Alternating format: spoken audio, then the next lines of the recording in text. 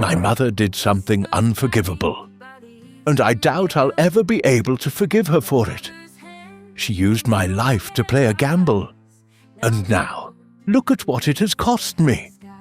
But before you judge me, listen to my story. I was barely a year old when it happened, or at least that's what they say. I don't remember, of course. No one ever told me directly. But the story lingers, whispered in hushed tones at family gatherings, like saying it out loud might break something fragile.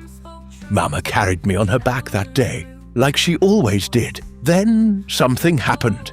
They say she stumbled, but deep down, I think she let me fall.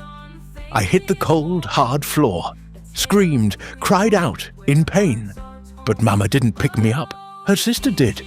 She scooped me up, eyes wide in horror, and she screamed, "What have you done?" Mama shrugged, said it was a mistake. But her sister wouldn't let it go. She said, "You must offer a sacrifice, so there won't be consequences." Mama laughed. She said, "Let's see if these stories are even true." And she did nothing. That was the day. She cursed me. It was an old folk tale. One passed from mother to daughter. They said if a child falls from a mother's back and hits the earth the wrong way, that child would marry 7 husbands, all of whom must die, to appease the gods. I always thought it was superstition. My mother must have thought so too. So she tested it. With me, she let me fall. And then she watched. I grew up seeing my siblings' love stories. Neo and his wife, always laughing. Salome and her gentle husband, Akin, my baby brother. He married last year. A beautiful woman, a dream wedding. And then there was me, the cursed one, the woman who had married 2 husbands, both gone. Benson was my first. I was 22. Hopeful. He was kind, gentle, believed in steady love and quiet laughter. Then he was gone. A highway accident, just 3 months after our wedding. My heart shattered, sold everything, the little shop inventory, the chairs, even Benson's wristwatch, to pay rent, to bury him. I was a widow, already marked by a curse no one dared speak, not yet. My mother came to visit. She sat on my bed, held my hand, but she didn't speak of the curse, just patted my back and left. My siblings tried to comfort me too. But they had homes, lives. I was alone. And the whispers began. I began to wonder, was it real? Was I fated to marry 7 husbands? Then came Bonnie, sweet Bonnie. He sang to me every night, touched my soul in a way Benson never did. I prayed every night, please God, not Bonnie. But it happened again. A different way this time.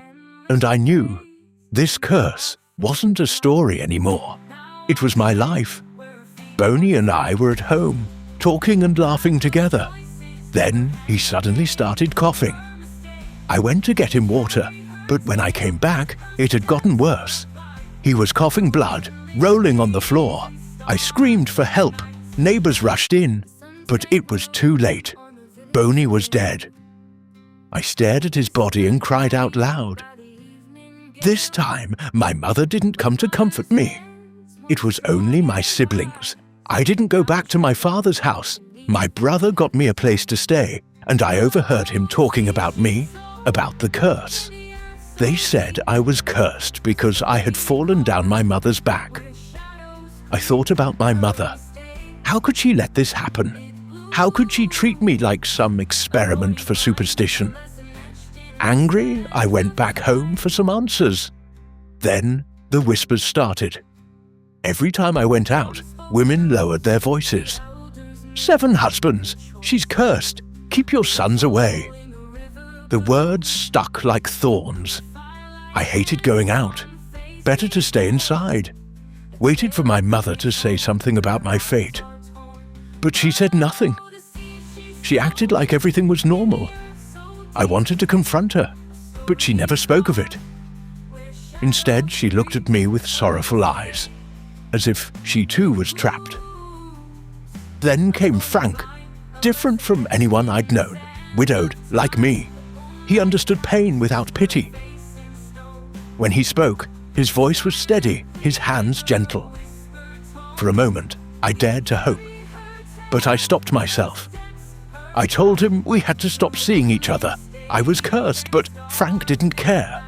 "You're not cursed, Angela. You're blessed. Nothing will take my life unless God wills it," he said with confidence. I believed him. He drew me closer to God. I prayed daily, hopeful that he would survive. I smiled again. I was happy. I ignored the rumors. Like Frank, I was happy again. Then he asked me, "Will you marry me?" I wanted to say yes, but I was scared. So I said no. I couldn't marry him, scared he'd die. I went home crying. My mother asked what was wrong. I couldn't tell her. I closed my door in her face. But what if I wasn't cursed? What if it was just coincidence? I made up my mind to marry Frank. Maybe he wouldn't die. Or maybe he was number 3. Only time will tell.